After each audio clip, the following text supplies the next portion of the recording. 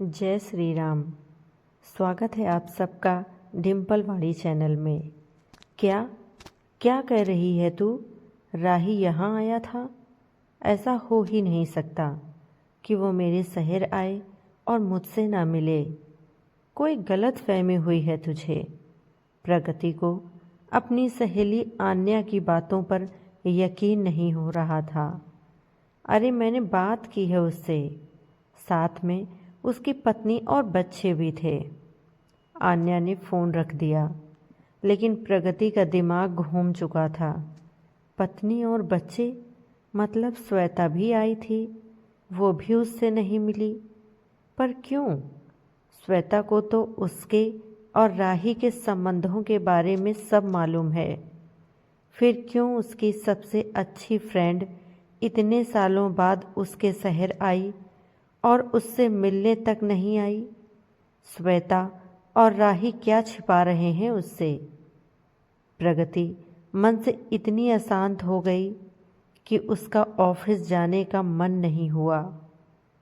उसने ऑफिस में फ़ोन कर कह दिया कि तबीयत ठीक नहीं और धम्म से सोफे पर पसर गई।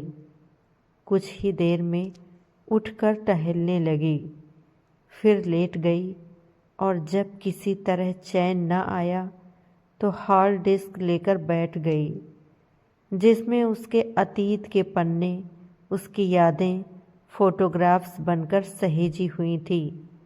जब डिजिटल फ़ोटो का ज़माना नहीं था, तब की फ़ोटो भी स्कैन करके हर साल का एक फ़ोल्डर बनाकर बड़े सुंदर ढंग से और मन से सहेजी थी राही ने। फ़ोटोज राही का पैशन भी था और करियर भी। बहुत शौक़ है उसे खूबसूरत लम्हे यादों के रूप में कैद करके रख लेने का। इसीलिए तो उसके जन्मदिन पर उसे आईफोन गिफ्ट किया था उसने, सबसे अच्छे कैमरे वाला। ये प्रगति का शौक़ है, राही को उसका मनपसंद गिफ्ट देकर उसके चेहरे पर आने वाली खुशी देखना। हार्ड डिस्क के पहले फ़ोल्डर में पहली ही फ़ोटो है, बीच में राही और दोनों तरफ उसके कंधे पर हाथ रखे प्रगति और श्वेता। लगभग 8 साल की थी वे दोनों और राही लगभग 11 साल का।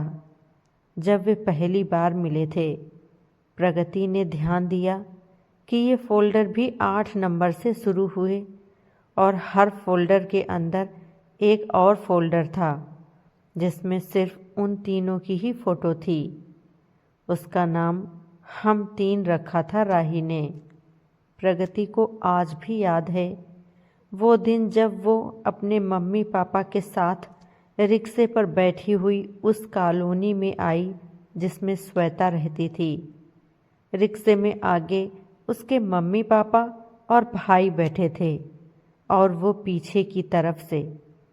प्रगति के होठों पर अतीत की उन यादों को जीती एक मीठी सी मुस्कान तैर गई।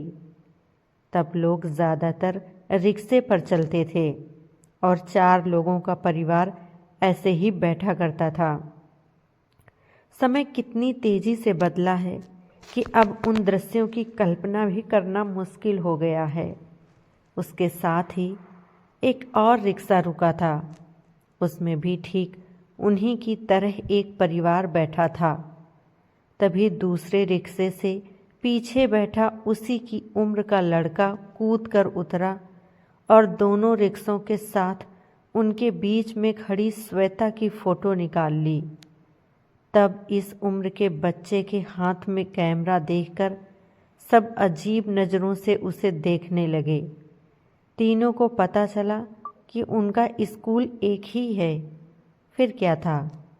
कॉलोनी का क्लब हाउस, खेल के मैदान, स्कूल बस से लेकर स्कूल तक। तीनों ऐसे दोस्त बने कि उनकी मिसालें दी जाने लगी। पर श्वेता से उसकी दोस्ती हमेशा कुछ ज़्यादा रही। कारण राही उनसे कुछ बड़ा था और लड़का होने के कारण भी कुछ हिचक बीच में आ ही जाती थी।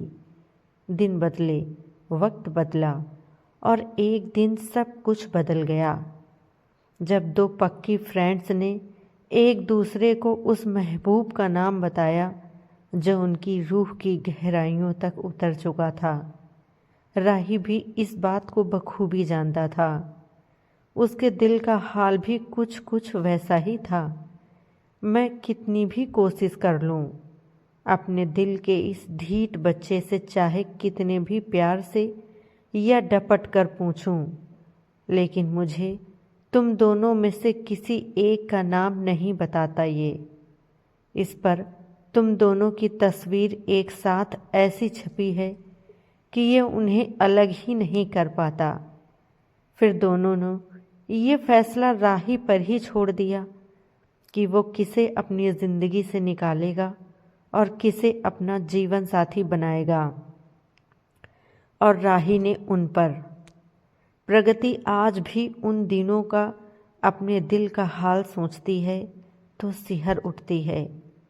राही के अपनी ज़िंदगी से निकल जाने के नाम से ही पगला जाता था उसका दिल। श्वेता को तो जैसे दौरे से पड़ने लगते थे। वो वैसे भी बचपन से ही कमज़ोर सी थी, मानसिक आघात कतई सहन नहीं कर पाती थी। वो हर समय रोती रहती थी क्योंकि उसे यकीन हो गया था कि राही आखिर में प्रगति को ही चुनेगा, क्योंकि श्वेता का मन पढ़ाई में कभी नहीं लगा। वो एक घरेलू लड़की थी और प्रगति मॉडल बनना चाहती थी। उस राह पर सक्सेस भी मिलने लगी थी उसे। राही ने तो बचपन से फोटोग्राफी को ही करियर के रूप में चुन लिया था। दोनों के करियर कंपैटिबल भी थे और कहीं ना कहीं दोनों के बीच बहुत सी ऐसी बातें थी जिनसे श्वेता अनजान थी। बड़े शहर के रहन सहन की, वहाँ की खुशियों और दिक्कतों की, खुलेपन और मस्ती की, संघर्षों और अचीवमेंट्स की। बाहर की जिस दुनिया में वे जीने के आदी बन रहे थे, वो श्वेता के सामने कभी खुली ही नहीं थी। तभी उनकी ज़िंदगी में वो मोड़ आया जब इत्तेफाक से राही को अपने ही शहर में एक मल्टीनेशनल कंपनी में एक अच्छी और परमानेंट जॉब मिल गई, जिसमें मुंबई टूर पर जाते रहना भी काम में शामिल था। उसे वो मौके मिल गए जिससे उसका मुंबई में सेटल होना पक्का हो गया। तब आया उन तीनों की ज़िंदगी में वो अनोखा मोड़। तीनों ने मिलकर वो अनोखा और अविश्वसनीय फैसला किया जो उसके पहले किसी ने सोचा भी नहीं होगा। दो एक दूसरे पर जान छिड़कने वाली पक्की सहेलियों ने सच में एक दूसरे के साथ अपनी जान बांटकर उस मुहावरे को अर्थ दे दिया। तय हो गया कि श्वेता राही से शादी करेगी और जब राही अपने साइड बिजनेस के सिलसिले में मुंबई आएगा तो अपना पूरा समय प्रगति को देगा। आज तक प्रगति को लगता था कि सब कुछ तो है उसके पास, मनपसंद करियर, अपने ढंग से जीवन जीने की आज़ादी और लिव इन में राही जैसे बेपनाह प्यार करने वाले साथी का साथ। लेकिन अब जैसे उसे लग रहा है कि उसके दोनों हाथ खाली हैं। वो छली गई है। शादी के कुछ समय बाद ही राही ने बड़े प्यार से समझाया था उसे कि श्वेता से ऐसी कोई बात ना करे जिसमें उसके वहाँ आने या उससे मिलने का जिक्र हो। दरअसल श्वेता के कान में कुछ प्रॉब्लम हो गई है। वो स्पीकर पर ही बात करती है, फ़ोन पर, और मेरे घर का हाल तो तुम जानती ही हो। बड़ा सा संयुक्त परिवार है। प्राइवेसी नाम की चीज़ से तो जैसे नफ़रत है मेरे परिवार को। हमने जो स्वीकार किया है उसे घर के बड़े कतई स्वीकार नहीं कर सकते। तुम समझ रही हो ना। तब राही के प्यार में पागल प्रगति को लगा कि वो ठीक ही कह रहा है। वैसे भी उसका रिश्ता तो सौतन का ही हो गया है श्वेता के साथ। अपने और राही के संबंधों के बारे में कुछ भी कहना उसे टीस तो मारेगा ही। जैसे उसके मन में एक कसक सी उठती है जब ध्यान आ जाता है कि राही किसी और का भी है। वो भी तो राही और श्वेता की कोई बात उठने देना पसंद नहीं करती। फिर उसके पास तो करियर, लाखों फैंस, नाम और अपना कहा जाने वाला पैसा है। बेचारी श्वेता के पास तो। प्रगति के मन में चलती फिल्म झटके से रुक गई। क्या श्वेता? उसने झटके से उसे फ़ोन लगाया और हाल चाल के बाद सीधे मुद्दे पर आ गई। श्वेता, क्या करूं? अब करियर मिल गया तो अकेलापन खलने लगा है। श्वेता चहक उठी। मैं तो कब से तुझसे इस विषय पर बात करना चाहती थी, पर राही ने मना किया।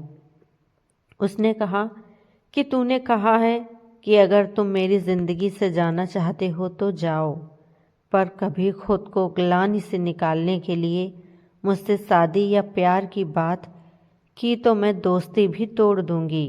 इसलिए मैंने कभी। प्रगति शॉक्ड रह गई। तो राही ने दोनों से झूठ बोला? मेरा यकीन कर, जब मैंने राही को कसम देकर तुझसे कभी प्रेमी की तरह ना मिलने के लिए मनाया तो इसमें सिर्फ मेरी जलन नहीं थी। मैं चाहती थी कि तू जिंदगी में आगे बढ़े और किसी सिर्फ तुझे चाहने वाले साथी के साथ वो सब पाए जो हर लड़की डिज़र्व करती है।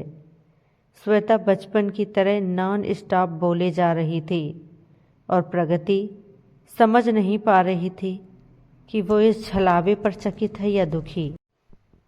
उसके मन में राही और श्वेता के लिए गुस्सा है या अपनी मूर्खता पर। उफ, उसे तो ये भी नहीं समझ आ रहा कि उसके मन में इतना आक्रोश क्यों उबलने लगा। अचानक ये जानकर कि श्वेता उसके और राही के रिश्ते से अनजान है। क्या इसलिए कि जिस दौलत पर वो साजे की समझ कर गर्व कर रही थी वो अचानक चोरी की बता दी गई है, या इसलिए कि आज वो अपनी नज़र में वो हो गई है जो कोई भी लड़की कभी कहलाया नहीं जाना चाहती। पर ये सब तो उसे पहले सोचना चाहिए था। बचपन की चॉकलेट की तरह आपस में लाइफ पार्टनर नहीं बांटा जा सकता। कैसी लगी आपको ये कहानी? कमेंट करके ज़रूर बताएं। जय श्री राम। धन्यवाद।